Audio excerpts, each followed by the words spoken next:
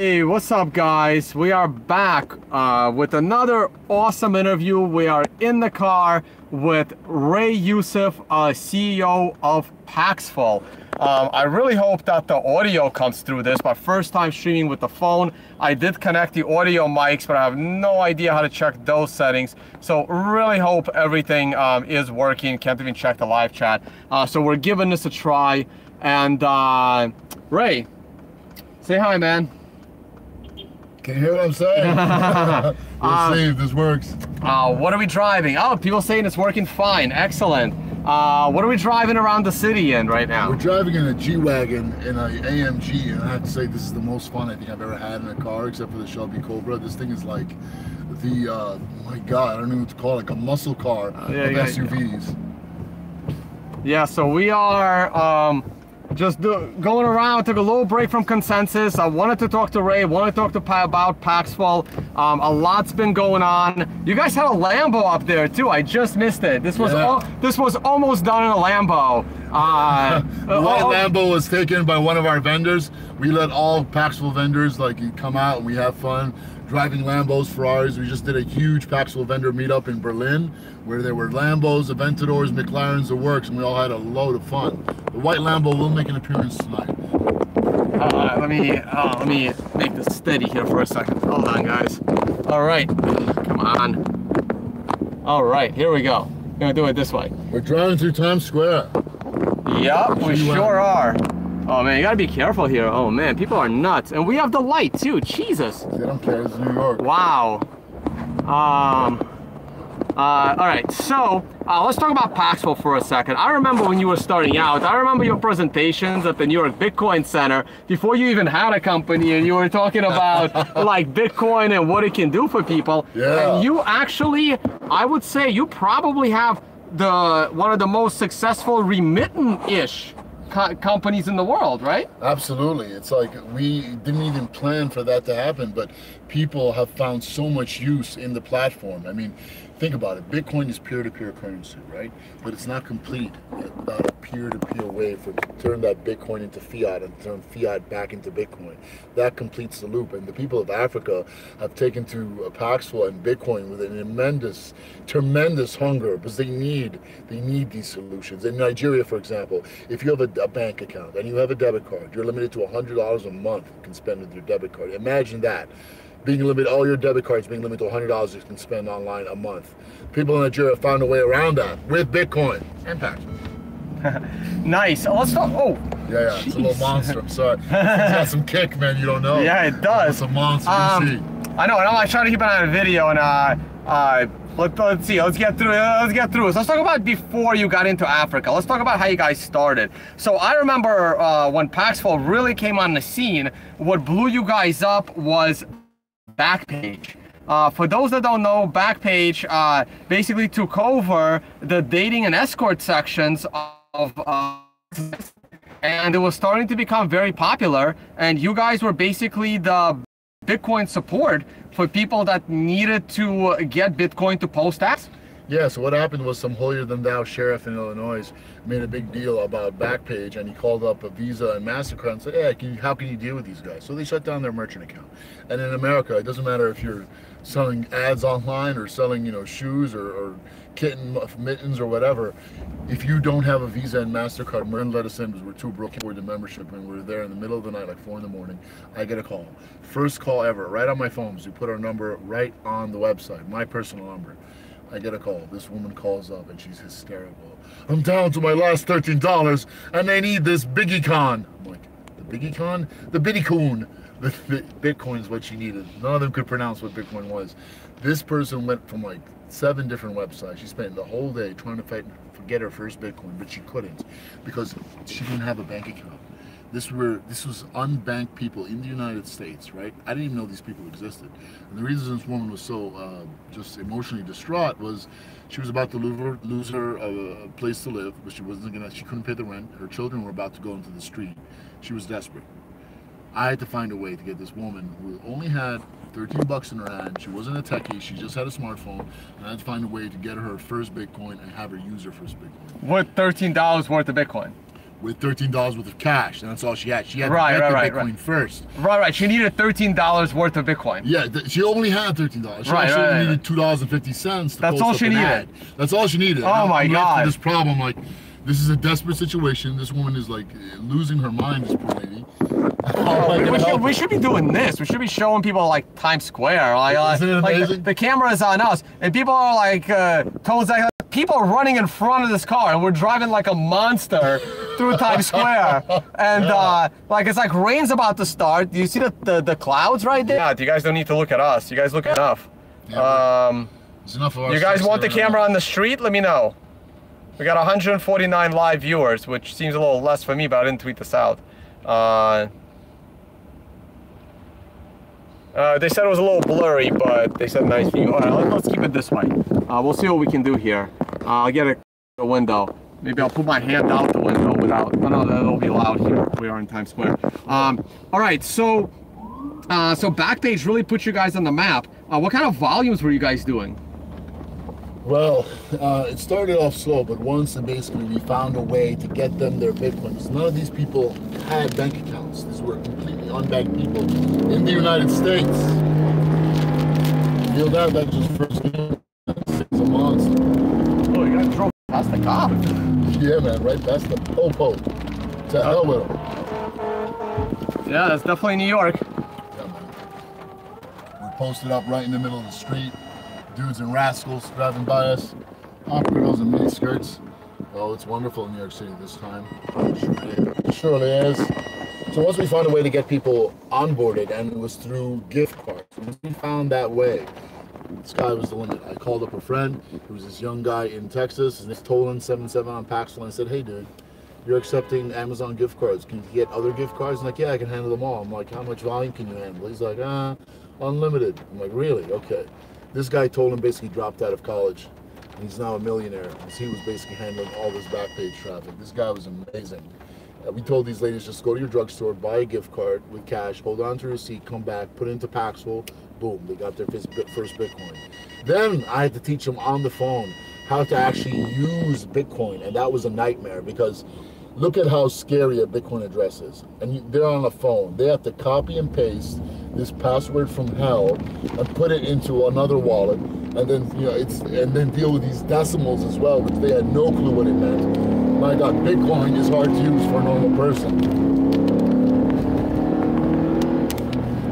So we taught them how to use, we built a system around making it mainstream and easy for people to use. And that's one of the biggest differences between us and local Bitcoins. We focus on the unbanked, right? At the core, we're both escrow services and listing services. But Paxful has a completely different mission. We're basically out to become a universal translator for money. All right, well, here comes a tough question, right? Because people always say that, like, the unbanked get ripped off, and the banked do very, very well. Now, if you're buying Bitcoin from Coinbase, all you got to do is pay a 1% fee.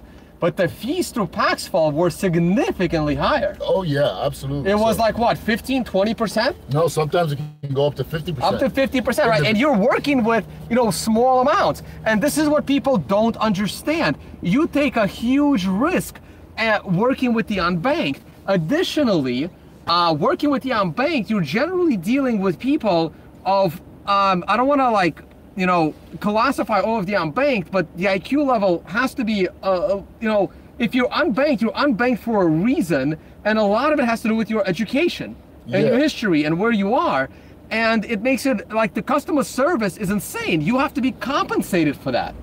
Yeah, it was a lot of education, and here's the amazing thing that I've learned. Like, I got into Bitcoin because it showed promise to help the poor people, to make a difference in their lives, and that's what attracted me and my co-founder Arthur to Bitcoin in the first place. And now it's a little different. No one seems to care about that. They've forgotten about those people, but we have them, so we deal with them all the time. Our biggest markets are United States #1, Nigeria #2, Ghana #3, and the rest of Africa and India rounding out the top 10.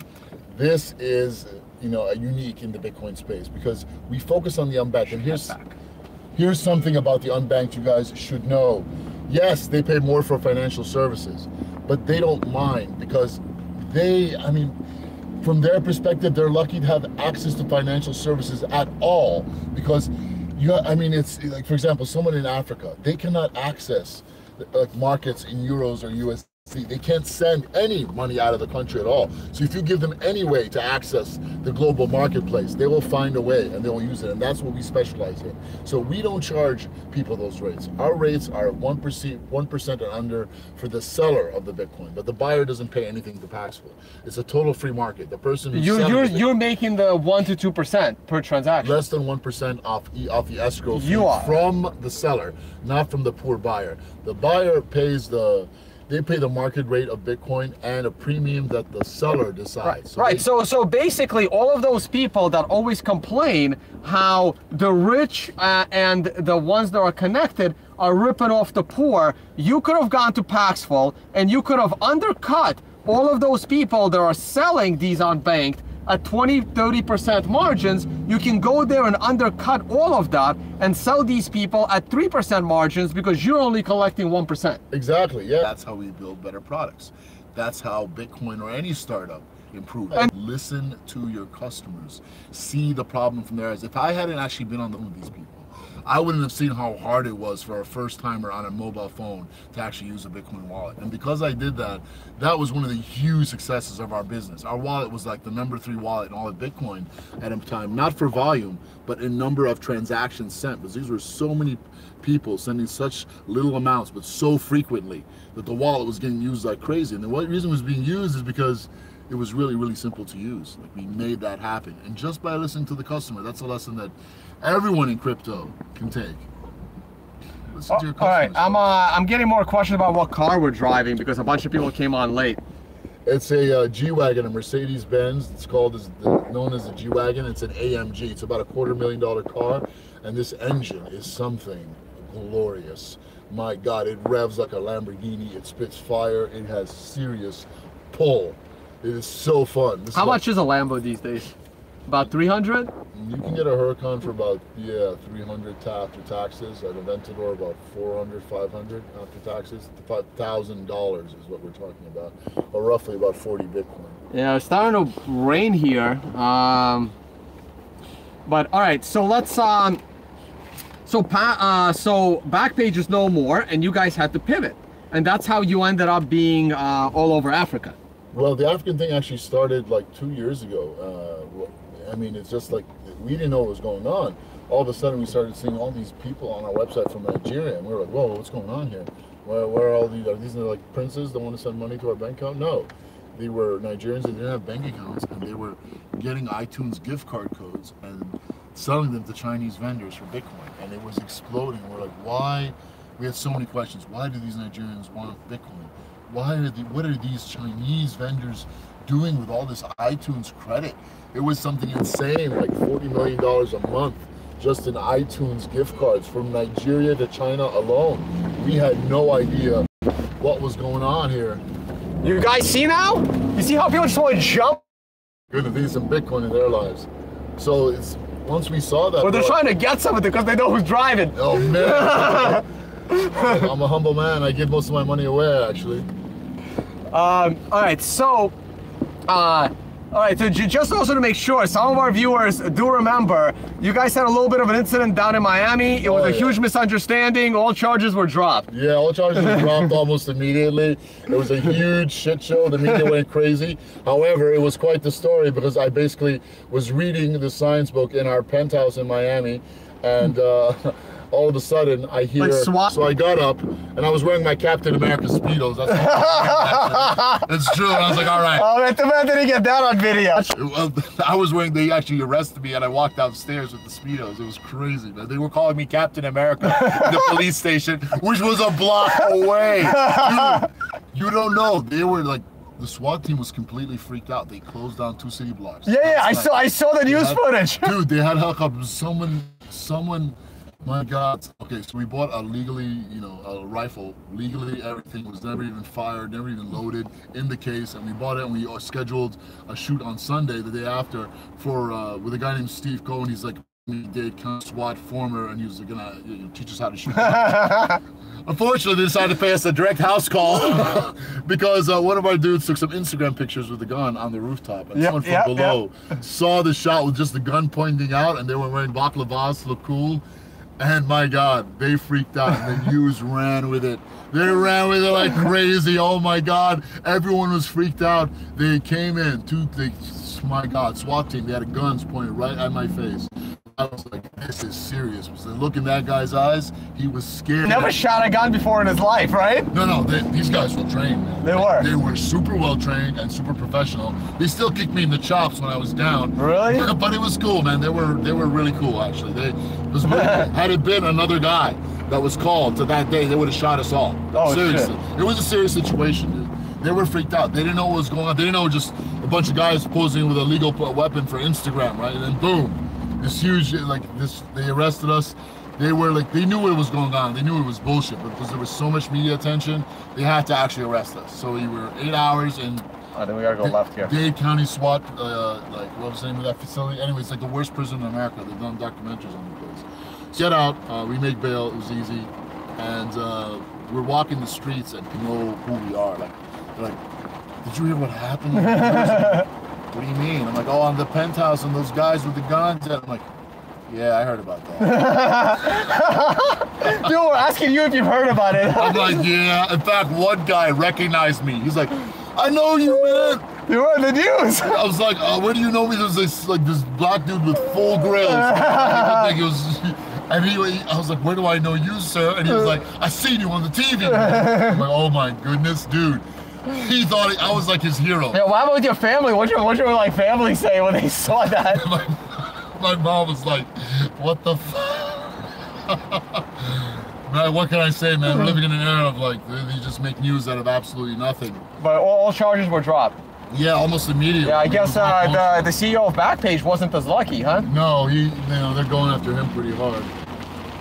What'd you think about Backpage? Like, honestly, did you think that they were exploiting, or did you think they were just providing a function that nobody else did, and they did the best they could, to keep bad stuff off of it, but which obviously is hard, just like I'm sure people got scammed on Paxful and you did the best you could to prevent it. Yeah, it's like the Wild West. I mean, I did my research about them. There was a lady working there full time. Her name was Dina Rulio, and she was one issue all that any trafficking or any crap like that was off there. So they're working. They have a full team on this. That's cool.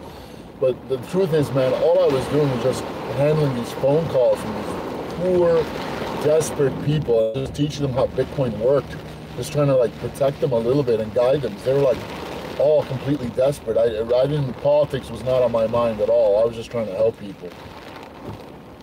All right. Well, we're almost back. We got a few more blocks to get back to consensus. Anything else you want to talk about, man? Anything else you wanna say? You wanna plug Paxful or anything else you're up to? Any investments you're doing?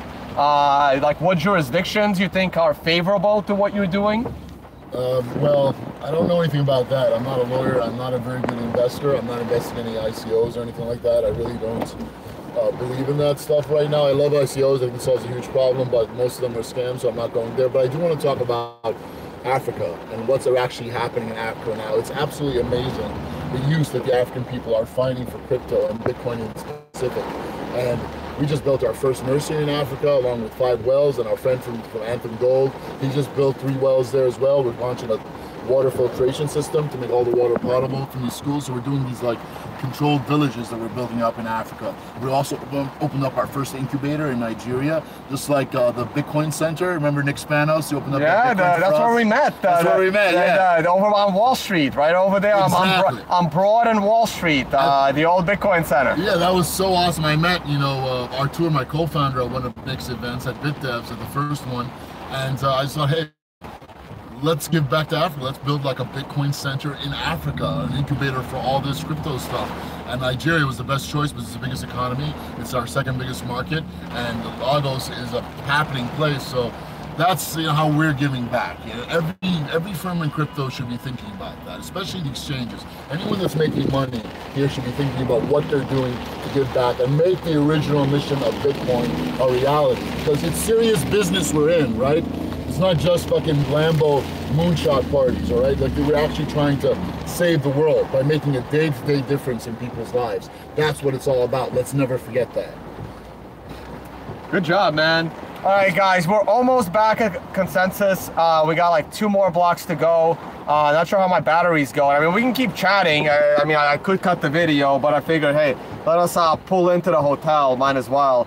We got a few more blocks. Maybe I can think of a couple of questions. What are you looking forward to in the space? How is Lightning Network going to affect you guys? What do you think? Have you been paying attention to that? Yeah, Lightning Network is pretty cool. I'm glad developers are solving real problems. The Bitcoin fees have gone down tremendously, which is awesome. We're really impressed with that, and especially it's going to help the people that can't afford to pay $45. Because at one point the Bitcoin mining fee was like $45 to send $2. Like no one can afford that. That's mad. Right, and that would hurt your business quite a bit. It seriously was. Oh, and on the same note, what did you think of Bcash? Is that something that ever interested you, or you knew it was bullshit from the beginning? Well, you know what? I mean, especially in the business that you're in. Yeah, so here's the deal.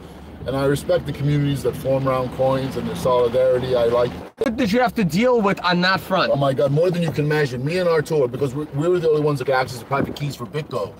And so we couldn't assign that to someone, because that's like people's funds.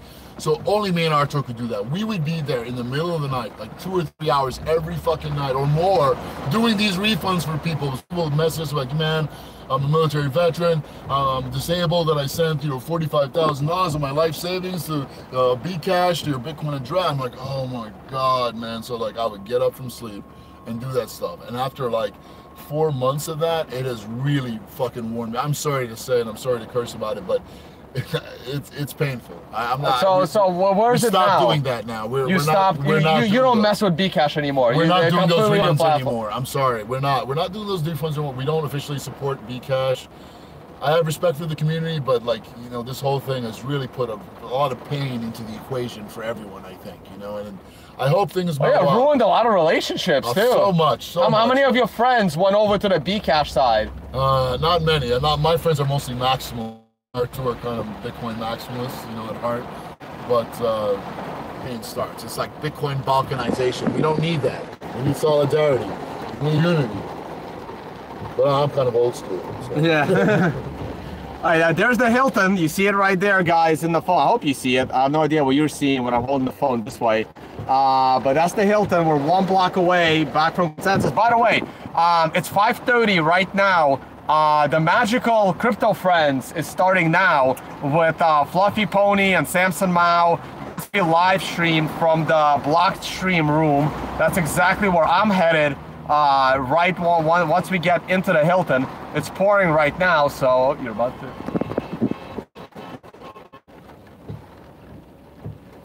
Yeah, so you also get to see New York traffic around rush hour, 5:30. But yeah, otherwise, I guess I'm gonna cut it. I mean, we're almost back at the hotel, and I'm gonna head up there. Hopefully, they haven't started streaming yet. But if they did, I'll be there. I'll be in that room. That's where I'm gonna run right to the 3rd floor, and I will see you guys there. I'll be watching it live. So go ahead, check it out.